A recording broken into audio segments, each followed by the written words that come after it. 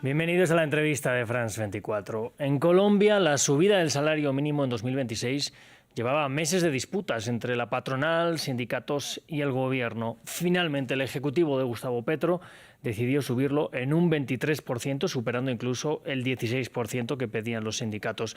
Una cifra que el ejecutivo defiende con tesis keynesianas, que apoyan además desde sectores obreristas por el alza del costo de la vida en estos últimos años y que enfada al empresariado temeroso de los costos laborales. En este contexto vamos a entrevistar hoy al ministro de Trabajo, Antonio Sanguino.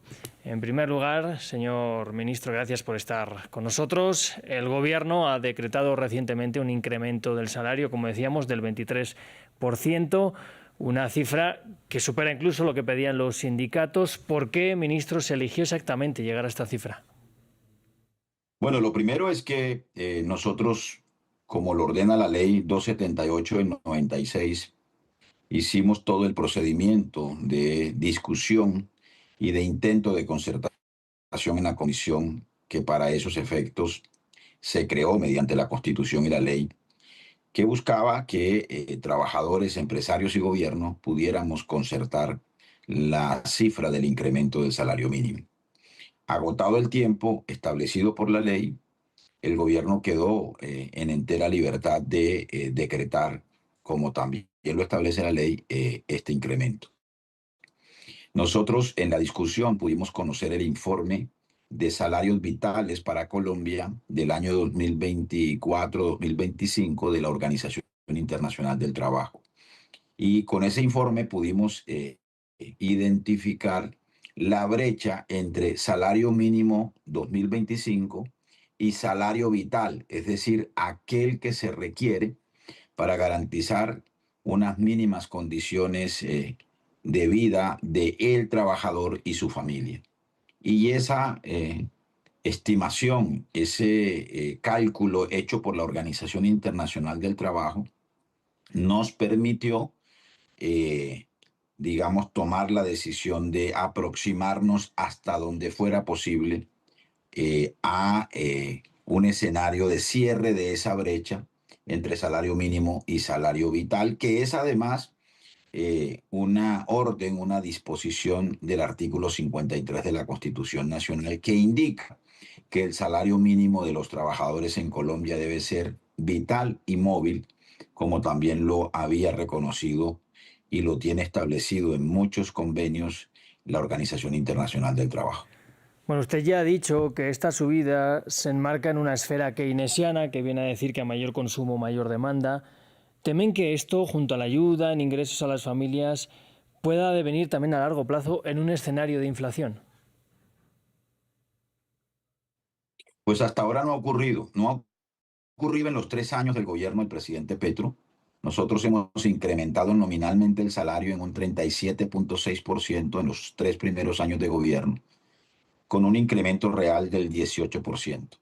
Y lo que ha ocurrido es que la inflación, por ejemplo, que la recibimos en un 14%, está hoy en el 5.1%. Que el desempleo, que lo recibimos en un 10%, está hoy en un 8.1%, incluso llegó a 7% en el último mes del año pasado.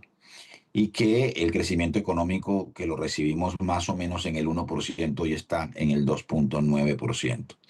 Así que estas tesis keynesianas están demostrándose que tienen resultados positivos para el caso colombiano. Y este año, en lo corrido de este mes, ya se pagó la primera quincena con el salario vital tal como fue establecido en el decreto del 30 de diciembre. No ha habido alteración en los precios de los alimentos, no han habido fenómenos de despidos masivos ni de aumento del desempleo. Y lo que más bien estamos observando son signos positivos en el desempeño de la economía que se corroborarán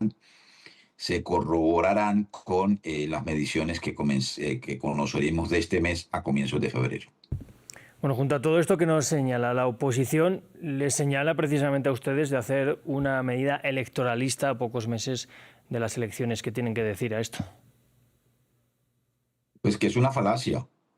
Esta política de incremento de los ingresos de los trabajadores Es una política desde el comienzo mismo del gobierno del presidente Petro. Incluso en el primer año el incremento fue del 16%, acordado en la mesa de concertación, y no estaban las elecciones a la vuelta de la esquina.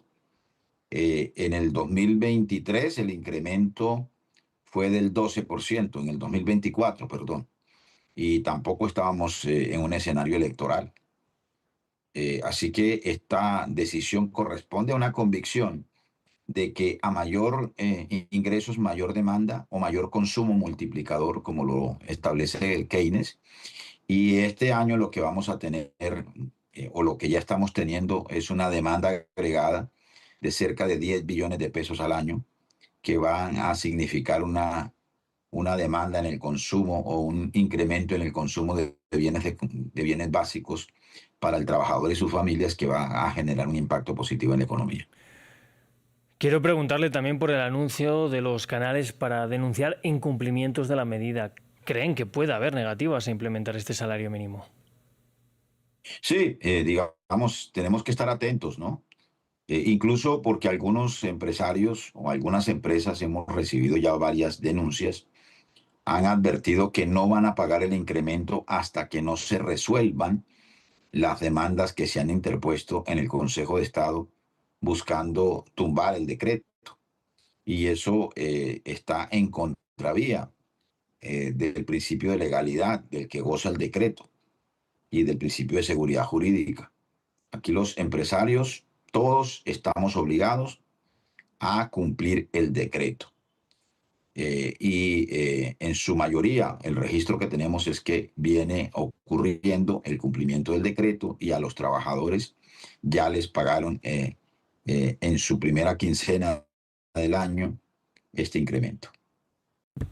Bueno, yo quería preguntarle por el escenario de que el Consejo de Estado llegara a tumbar el decreto. ¿Qué planes alternativos tiene el gobierno? No, nosotros no creemos que ese escenario sea posible. Hay, digamos, una línea de defensa jurídica entre la Secretaría Jurídica de la Presidencia, el Ministerio de Hacienda y el Ministerio del Trabajo para atender estas demandas y estas acciones jurídicas. Ya hemos ganado 5 tutelas ante los jueces de la República, y estamos muy atentos a lo que pueda ocurrir con las demandas de nulidad del decreto que fueron interpuestas ante el Consejo de Estado. También hay unas dinámicas, unas jornadas de movilización en defensa del salario vital, que ya tienen preparadas las organizaciones sindicales y populares. Una primera jornada ocurrirá el próximo 28 de enero, precisamente en 30 ciudades del país, en los palacios de justicia de esas 30 ciudades. Bueno, quiero volver a algo que ya nos comentó. Ciertamente el gobierno llega con buenas cifras de empleo, en torno a un 8% de desempleo, pero hay un dato interesante, y es que la informalidad alcanza el 55%, un problema que es histórico en el país, y además en torno al 90% de las empresas son mini pymes. ¿Esta medida no podría afectar a esas microempresas que son más vulnerables a los cambios en salarios? Bueno, en primer lugar, un dato que me parece importante señalar es que nosotros recibimos la informalidad en el 58% y ha bajado al 55%. Todavía sigue siendo una cifra muy alta. Por eso, en segundo lugar, nosotros creemos que un mayor nivel del crecimiento de la economía, nosotros aspiramos llegar a un 5% en el ritmo del crecimiento del Producto Interno Bruto. Eso va a significar mayor empleo formal y de calidad en el país, lo que denominamos nosotros trabajo digno y decente. Y en tercer lugar, estamos preparando, ya tenemos casi listo un decreto que haremos público en los próximos días, que constituye, o mejor, que establece un paquete de acciones hacia las MIPYMES, hacia las micro y pequeña empresa, que consisten en alivios tributarios, en líneas de crédito especiales y en estímulos en programas de incentivos. Uno de ellos, que está a cargo del Ministerio del Trabajo, que consiste en otorgar un porcentaje del salario mínimo a cada o por cada trabajador en las MIPYMES en todo el país. Y finalmente, la reforma laboral trae unas acciones que van a incrementar la formalización laboral de por lo menos 1.500.000 nuevos trabajadores. Estamos hablando de 500.000 trabajadoras domésticas que deben ser formalizadas. Estamos hablando de 440.000 personas que trabajan en las plataformas de reparto y en las plataformas tecnológicas. Estamos hablando de 410.000 personas que son aprendices del Servicio Nacional de Aprendizaje, la institución pública de formación para el trabajo, adscrita al Ministerio del Trabajo. Y estamos hablando de por lo menos 60.000 madres comunitarias, entre otras poblaciones, que van a incrementar el número de trabajadores formales en el país y que va a significar una reducción también porcentualmente importante de la informalidad. Pues Antonio Sanguino, ministro de Trabajo de Colombia, gracias por estar en France 24. A ustedes muy amable, muchas gracias. Y nosotros nos vamos a despedir.